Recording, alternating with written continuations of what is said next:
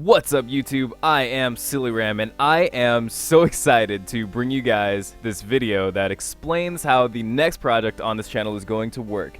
So, as you may have guessed, we are going to jump right on into 2nd gen, now that we've completed red version. But it's not just going to be a normal Nuzlocke per se. No, this time we're doing something a little bit special, and it's called a Soul Link. So, basically, a Soul Link run is a co-op Nuzlocke, and the way that it works is that, just like in a Nuzlocke, every time you get to a new route or a new city or a new area, then you are allowed to catch your first encounter. The Soul Link rules make that a little bit stricter insofar as there are very specific limitations as to what encounters you're allowed to catch. And the way that this works into the whole co-op situation is that depending on what player 1 catches, player 2 has to catch something that fits within the rules. So player 1 essentially can catch whatever they find in the route, barring, Dupe's Claws and Species Claws and all that stuff. But player 2, on the other hand, has to abide by a couple of different rules. So first of all, they cannot catch a Pokemon that's of the same primary typing. Now, the reason for this is twofold, as far as I understand it. It's kind of to make sure that there's diversity in the teams as you go up through the game, and it's in order to make sure that, it can be as challenging as possible. The next one is the gender rule. Now, this isn't like, there's no homophobia intended or anything like this. It's just in order to make the challenge a little bit tougher, and also to increase diversity in the parties. But say player 1 catches a male Pokemon, then player 2 must catch either a genderless Pokemon or a female Pokemon. On the flip side of that coin, if player 1 catches a genderless Pokemon, then player 2 is allowed to catch male or female. But if player 1 is to catch let's say a male Pokemon, then player 2 has the option of catching either a genderless or a female Pokemon. If player 1 catches a genderless Pokemon first, then player 2 has to catch whatever their first encounter is, so long as the typing rules apply.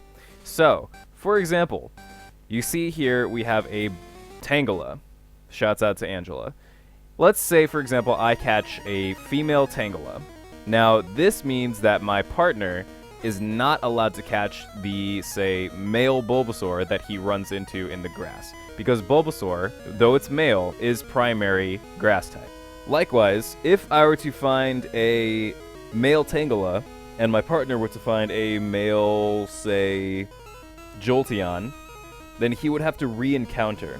So basically, we get to go into the route, and you just re-encounter until you find a Pokemon that fits within the given rule set. So the more important thing, I think, about the Soul Link is that, beyond the fact that it goes with all the encounter rules from a Nuzlocke and the nicknaming rules from a Nuzlocke, the fainting rules also apply, insofar as a fainted Pokemon is considered dead and should be boxed or released as soon as possible, and can no longer be used. The thing about a Soul Link, though, is that because we catch each Pokemon on our party, every encounter comes in a pair. That means that if player 1's Pokemon faints, the Pokemon that it's linked to in player 2's party immediately becomes unusable. Even if it's currently in battle, it has to be switched out immediately, and it is also considered dead. So it's kind of like the ultimate Nuzlocke co-op run in that sense.